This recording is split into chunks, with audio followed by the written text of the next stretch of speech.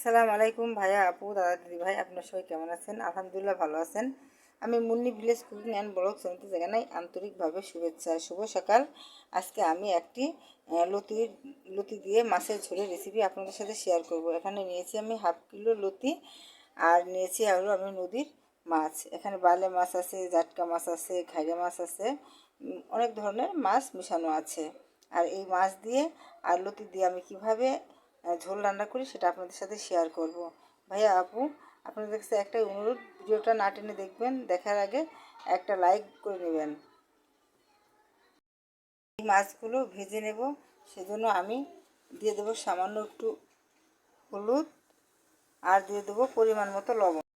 দিয়ে দিচ্ছি পরিমাণ মতো লবণ দিয়ে এখন আমি হলুদ দিয়ে আর লবণ দিয়ে মাছগুলো মেখে নেব।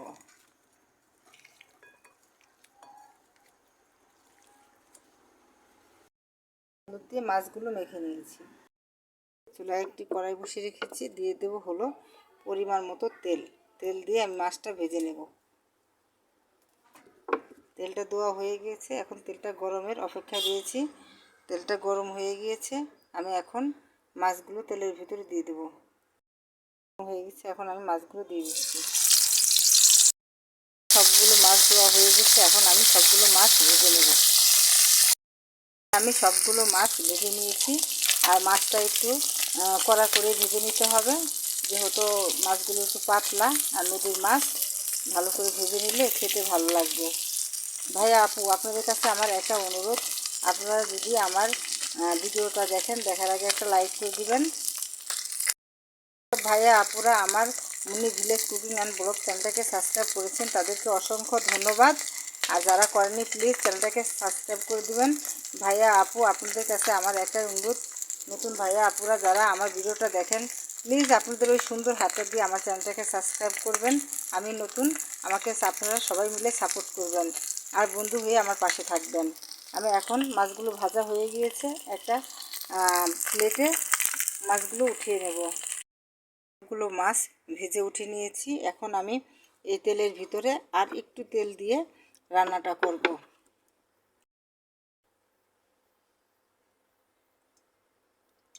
দিয়ে দিয়েছি পরিমাণ মতো তেল, ভাবে গরম করে নেব। গরম হয়ে গিয়েছে, আমি আগে থেকে পেঁয়াজ এবং কাঁচামরিচ কেটে রেখেছিলাম, দিয়ে দেবো তেলের ভিতরে। পেঁয়াজটা ভালোভাবে নেড়ে ছেড়ে বাদামি করে ভেজে নেব। যারা এভাবে লতি দিয়ে মাছ দিয়ে ঝোল করে খেয়েছেন তো খেয়েছেন, যারা খাননি প্লিজ এভাবে বাসায় ট্রাই করবেন, আর একটি লাইক শেয়ার কমেন্ট করে দিবেন। বাদাম রং হয়ে গেছে ভাজা, এখন আমি এর ভিতরে দিয়ে দেবো হলো 1 চামচ পরিমাণ রসুন বাটা, 1 চামচ পরিমাণ হলুদের গুঁড়ো, আর দিয়ে দেবো হলো 1 চামচ শুকনো মরিচের গুঁড়ো দিয়ে দিয়েছি। এখন আমি একটু ভালোভাবে নেড়ে ছেড়ে তেলের সাথে মিশিয়ে দেবো, যাতে পুড়ে না যায়। আর চুলার আঁচটা লোতে রেখেছি, হাই হিটে দেওয়া যাবে না, তাহলে মশলাটা পুড়ে যাবে। এভাবে আস্তে আস্তে মশলাটাকে আমি কষিয়ে নেব। মশলার থেকে সুন্দর একটা ফ্লেভার যখন বেরোবে, তখনই বোঝা যাবে যে মশলাটা হয়ে গিয়েছে। আর তা নাহলে কাঁচা কাঁচা থাকলে মশলাটা খেতে ভালো লাগবে না, তরকারির ফ্লেভারটাও সুন্দর আসবে না। দিয়ে দেবো হলো স্বাদ মতো বা পরিমাণ মতো লবণ। লবণটা আপনারা যার যার স্বাদ মতো দিবেন। আর এভাবে কচুর লতি দিয়ে মাছ দিয়ে ঝোল করলে আমার কাছে অনেক ভালো লাগে, আপনাদের কাছেও ভালো লাগবে। বাসায় ট্রাই করে দেখবেন, যারা খেয়েছেন তো খেয়েছেন, যারা খাননি তারা এভাবে বাসায় ট্রাই করবেন। মশলাটা থেকে তেল ছেড়ে দিয়েছে, এখন আমি আগে থেকে ধুয়ে কেটে রেখেছিলাম হলো লতি আর একটা আলু, এগুলো দিয়ে দেবো মশলার ভিতরে। দিয়ে দেওয়া হয়ে গিয়েছে, এখন আমি ভালোভাবে মশলা আর কচুর লতিটা নেড়ে ছেড়ে মিশিয়ে দেবো। আমি লতি আর মশলাটা ভালোভাবে নেড়ে চেড়ে মিশিয়ে দিয়েছি। আমি ঢাকনা দিয়ে ঢেকে 10 মিনিটের জন্য কষিয়ে নেব।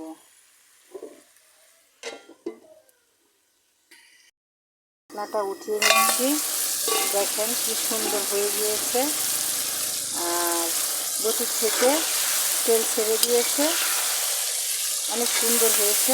লতির থেকে তেল ছেড়ে লতিগুলো গলে গিয়েছে। ভাইয়া আপু, আমার মনে ছিল না এই লতির ভিতরে জিরার গুঁড়ো দিতে। এখন আমি হাফ চামচের মতো জিরার গুঁড়ো দিয়ে দিচ্ছি লতির ভিতরে, দিয়ে ভালোভাবে একটু নেড়ে চেড়ে মিশিয়ে দিচ্ছি। অনেক সময় তো সবারই এরকম ভুল হয়, আমারও হয়েছে, আমার মনে ছিল না জিরার ফাঁকিটা দিতে। এখন আমি দিয়ে দিয়েছি, দিয়ে ভালোভাবে নেড়ে চেড়ে মিশিয়ে দিয়েছি।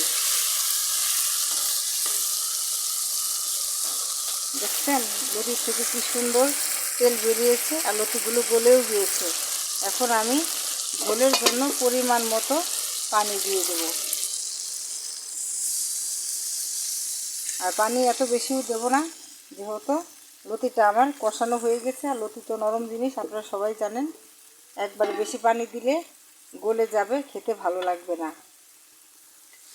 এখন আমি ভালোভাবে নেড়ে চেড়ে ঢাকনা দিয়ে ঢেকে দেব তরকারিটা বলক আসা পর্যন্ত।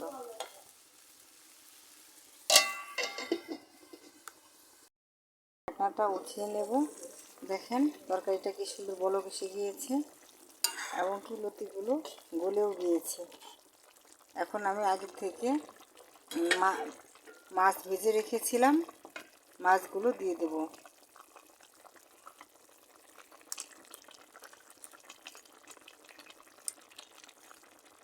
সবগুলো মাছ দিয়ে দেওয়া হয়ে গিয়েছে। এখন মাছগুলো আমি একটু ঝোলের ভিতরে ঢুকিয়ে দেব। ঢুকিয়ে দিয়ে আমি ঢাকনা দিয়ে এখন ঢেকে আরও 10 মিনিট তরকারিটা রান্না করব। হয়ে গিয়েছে, আমি ঢাকনাটা এখন নামিয়ে নেব। দেখেন কি সুন্দর হয়েছে লতি দিয়ে মাছের ঝোলের তরকারি। এভাবে লতি দিয়ে মাছ ঝোল করলে অনেক ভালো লাগে। আর নদীর মাছ দিয়ে তো সব রকমের তরকারি রান্না করলেই ভালো লাগে। কি সুন্দর হয়েছে কালারটা, যে সুন্দর একটা সেন্ট বা ফ্লেভার বেরিয়েছে। আপনারা না রান্না করলে এভাবে বুঝতেই পারবেন না। যেভাবে রান্না করবে এভাবে বাসায় রান্না করবেন। তরকারিটা আমার রান্না হয়ে গিয়েছে। এখন আমি চুলাটা বন্ধ করে একটা বাটিতে সার্ভ করে নেব।